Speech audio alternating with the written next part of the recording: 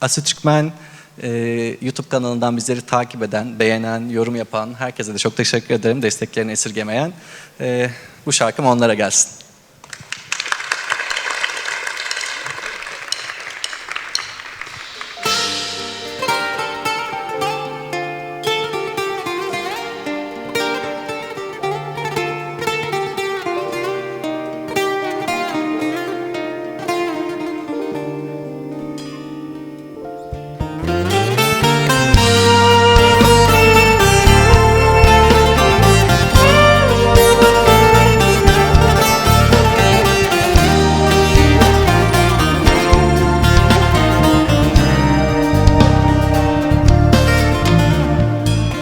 Benim hayatım oyun mu?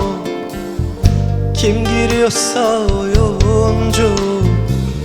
Devamla vazgeçmek arasında kaç kişi yolcu?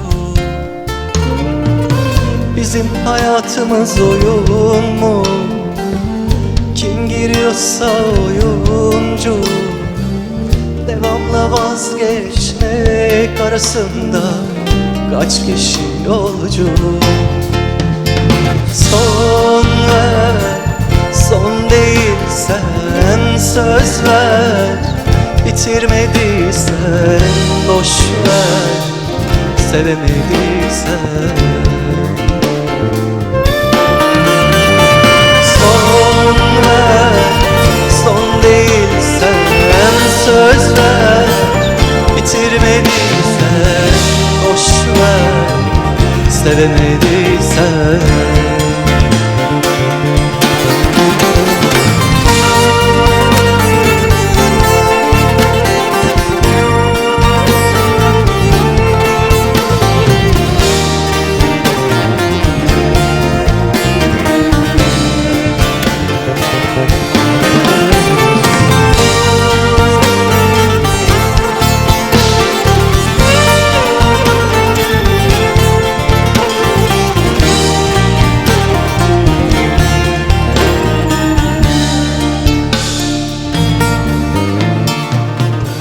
Benim hayatım oyun mu?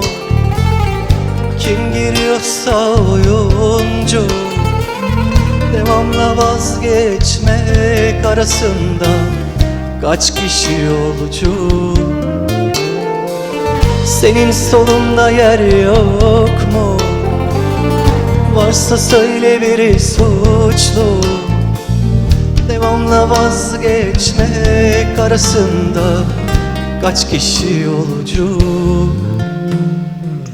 Son ver, son değilsem söz ver.